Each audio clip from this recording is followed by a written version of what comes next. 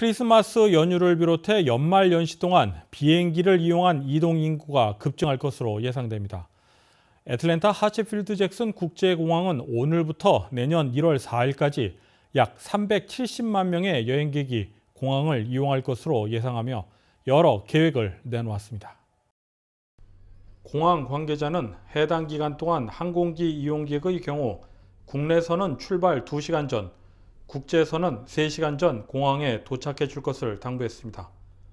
또한 가급적 마르타와 같은 대중교통이나 우버, 리프트 또는 택시 등을 이용해달라고 덧붙였습니다. 우버 및 리프트 등 승차 공유 차량 승강장은 공항 터미널 북쪽에 마련되어 있다고 소개했습니다. 공항 측은 공항 웹사이트를 통해 최신 주차 정보와 보안 대기 시간 등을 제공하고 있다며 공항 터미널 주변의 원활한 차량 소통을 위해 공항 도착 전 확인해 줄 것을 당부했습니다. 한편 공항 측은 코로나19 팬데믹 관련 여행자들의 방역과 안전조치를 강화하고 있다며 이용객들의 협조를 강조했습니다. KTN 뉴스 스티븐입니다. 주한 미국 대사는 올해 1월 조 바이든 대통령이 취임한 이후 지금까지 공석 상태입니다. 공석 상태가 길어지면서 우려의 목소리가 나오고 있는 가운데 최근 한국을 다녀온 존 오소프 연방상원의원이 바이든 대통령에게 주한 미국 대사를 신속하게 지명할 것을 요청하는 서한을 보냈습니다. 오소프 의원 측은 보도 자료를 통해 촉구 서한을 공개했습니다. 서한에는 미국을 대표하는 대사를 하루빨리 지명하고 상원이 인준해 한국과의 우호 관계를 강화하고 미국의 대외 정책을 펼칠 수 있기를 요구하는 내용이 포함되어 있습니다. 뉴욕시 의회가 오는 2024년 신축 건물에 천연가스 사용을 금지하는 내용의 조례안을 통과시켰습니다. 해당 법안은 빌 블라시오 뉴욕시장의 서명만 남겨놓은 상태인데 공화민주 양당의 찬반 논란이 일고 있습니다. 뉴욕시 의회는 16일 지구 온난화의 주범인 온실가스 배출과 화재 위험 등을 줄이고 전력 사용의 효율성을 높이기 위한 조치로 조례안을 통과시켰다고 밝혔습니다. 이 법안에 따르면 7층 이하의 신축 건물은 오는 2024년부터 그 이상의 고층 건물은 2027년부터 이를 의무적으로 시행해야 합니다. 신축 건물에는 조리에 가스레인지를 사용할 수 없으며 대신 전기 인덕션을 사용해야 합니다. 또한 난방에도 가스 대신 전기를 사용하게 됩니다. 미국 가정에서 배출되는 온실가스가 미국 전체 배출량의 13%를 차지하고 있는 것으로 알려진 가운데 이 중 상당 부분이 조리를 위해 사용되는 가스레인지에서 배출되고 있다고 소개했습니다. 블라시오 시장은 지역 차원에서 기후변화에 대응하고 다음 세대에 녹색지대를 넘겨주기 위한 조치라는 입장을 밝혔습니다. 그러나 문제는 비용입니다. 가스 대신 전기를 사용할 경우 미국 가정의 전기료 부담이 치솟게 되며 전력 공급도 차질을 빚을 수 있다는 것입니다.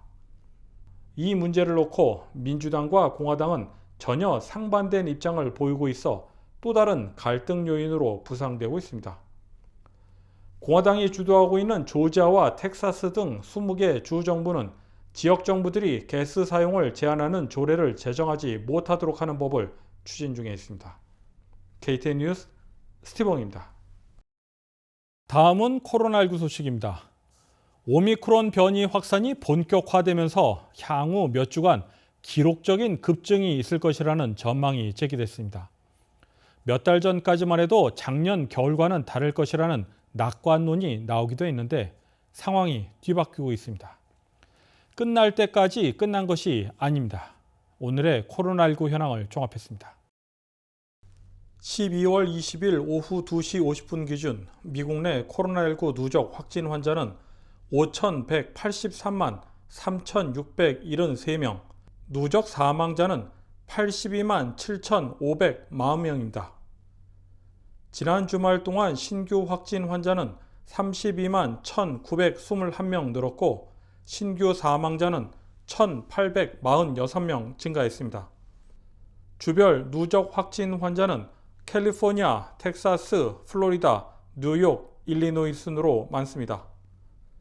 주별 누적 사망자는 캘리포니아, 텍사스, 플로리다, 뉴욕, 펜실베니아 순입니다. 다음은 조지아주 코로나19 현황입니다. 오후 2시 50분 집계에 따르면 조지아주 누적 확진 환자는 131만 3,529명, 누적 사망자는 26,120명으로 집계됐습니다. 신규 확진 환자는 7,669명 증가했고 신규 사망자는 30명 늘었습니다. 다음은 카운티별 집계입니다. 풀턴 카운티 누적 확진 환자 11만 8,148명, 누적 사망자는 1,712명입니다. 지난 금요일 대비 신규 확진 환자는 1,568명, 신규 사망자는 3명 늘었습니다.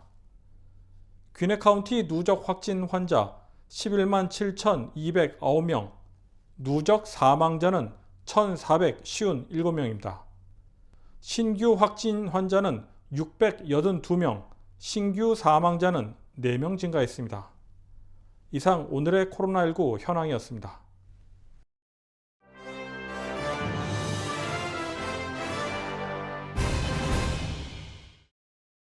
로셸 월렌스키 CDC 국장이 미국 내 최소 39개 주에서 오미크론 변이 확진 사례가 보고됐다고 밝혔습니다. 또한 오미크론 변이에 감염된 환자는 75명 이상이라며 오미크론 변이가 빠르게 퍼지고 있어 몇 주 내에 새로운 지배종이 될 것이라고 덧붙였습니다. 월렌스키 국장은 현재 신종 코로나 바이러스 확진자와 접촉한 학생들은 일주일 동안 2차례의 검사를 받아야 한다면서 이때 학생이 일정 기준을 충족하고 검사 결과가 음성으로 나온다면 집에서 격리하지 않고 학교에 나와도 된다고 밝혔습니다. 공화당 내 대표적인 지한파 정치인인 조니 아이잭슨 전 상원의원이 76세의 나이로 별세했습니다. 아이잭슨 전 상원의원은 파킨슨 병으로 투병 중이었으며 애틀랜타 자택에서 사망했습니다. 하지만 정확한 사인은 확인되지 않았습니다. 조지아주에서 40년 이상 정치활동을 해왔으며 지한파 의원들의 모임인 코리아 코커스 공동의장을 지내는 등 한국과 각별한 인연을 쌓았습니다. 이상으로 KTN 뉴스를 모두 마칩니다. 시청해주신 여러분 고맙습니다.